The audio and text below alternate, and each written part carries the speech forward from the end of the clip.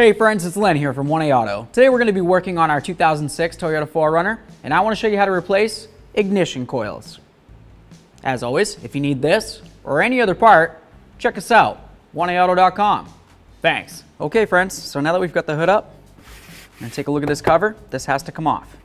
You're going to notice a 10mm right here and a 10mm nut there. You can use a ratchet, you can use your electric device, whatever you've got. Just remove the nut. Looks like that. Nothing too special. Do this one. Same as the first. We'll set it aside. You grab your cover, lift it straight up like this, and then you're going to draw it towards you. You're going to notice you got a little hooky do there and there. And those just kind of sit right on this rubber and that rubber. All right, so next, let's pop these little clips right here. We're going to take our air filter box, set it aside. If you haven't checked your air filter, now's a perfect time. Just lift it up, take a peek. Looks pretty good. We'll set it back in. So now we have a fairly clear view of our coils and everything. Now, I'll set this way. You got coils here, 1, 2, 3, coming down the line here, right? And then of course on the other side of the engine, you're gonna be looking at the same thing, an exception of just, you know, the upper intake part's gonna kind of be blocking some of it. Might be a little harder to see, but it's definitely doable. So, as we look at this, I'm just gonna show you how to get off one of these coils real quick. You can squeeze this little tab right where my thumb is, and you can see the lock lifting up. Give your harness a little wiggle. If it doesn't want to break free, just grab my pocket screwdriver here. See if I can give it a little push, help it along. Awesome. Take a look at your electrical connector. Just make sure you don't have any funny colors in there. If you see any rainbow colors inside an electrical connection, it's probably not a good thing. You want nice, beautiful metal. This looks great. Just gonna tap it a little bit. Looks like there's quite a bit of sand and dirt around here, so we'll set that aside though. So now we're looking at our coil bolts here. As you can tell, it's fairly rusted. It should be a 10mm, so I'm just gonna try to scrape off the majority of this extra crud. And then we'll see about getting a 10mm socket on there and see if we can get this to loosen up. Okay, so I've got my nice long ratchet here. I grabbed an extension and I've got my 10mm socket down there. Just gonna see if I can break this free.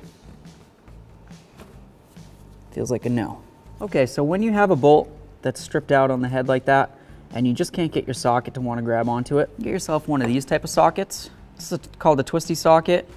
It has like rifling on the inside. And what you need to do is you put it over the head of the bolt that's stripped. You give it a couple loving bonks with your hammer. And as it goes on, it's gonna twist, twist, twist and lock in. And then as you continue with a ratchet and you try to turn it, it's gonna continue trying to lock into that bolt, grip it, and pull up at the same time. So it's just gonna continue to grip, grip, grip until it finally breaks free. So let's give this socket a try. Just gonna go right on here, grab my little hammer, a couple loving bonks, see if this works. Oh yeah. So this socket works great for getting the bolts out. Something you gotta think about is getting the bolt back in. Generally speaking, what you would wanna do is replace it, obviously. I mean, if the head's no good to the point that you can't get it out, more than likely you just need to replace it, because how are you gonna tighten it up? So we'll just set this aside at our coil here. Give it a little twist, lift it straight up. This boot should come with it. And here's your coil. Okay, so we have our 1A Auto coil here. We're gonna use a little bit of dielectric grease. This is a special kind of grease that allows electricity or current to flow through it.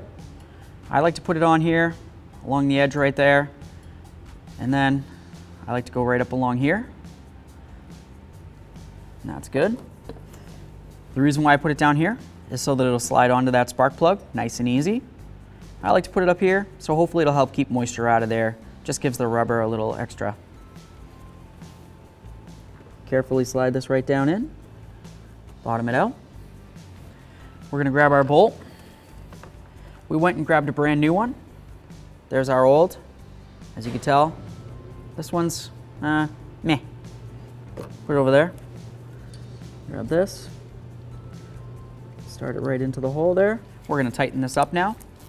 Almost there. All right, that's nice and snug. Perfect. Grab your electrical connector. We already checked it out, so we know that's in great condition. We're gonna slide it right onto the coil and we're gonna listen for a click. I heard it. Let's give it a tug. It's definitely not coming off.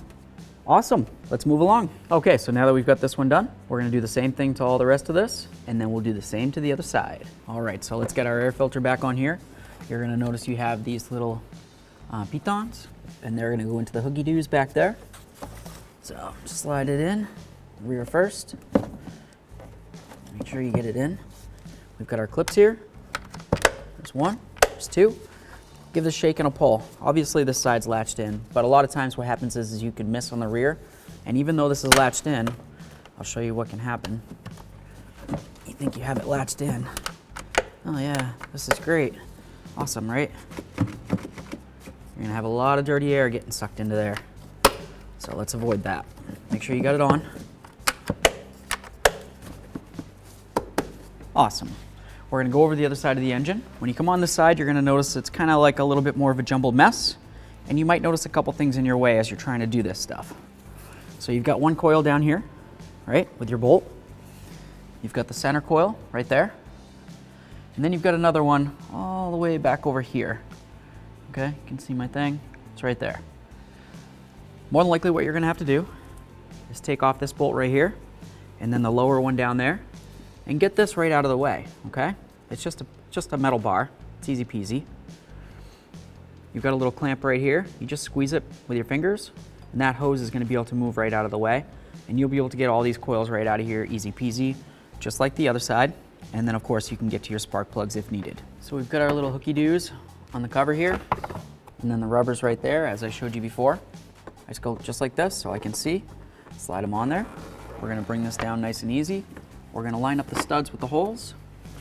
Perfect. We've got our two nuts, they're both the same. We'll snug these up.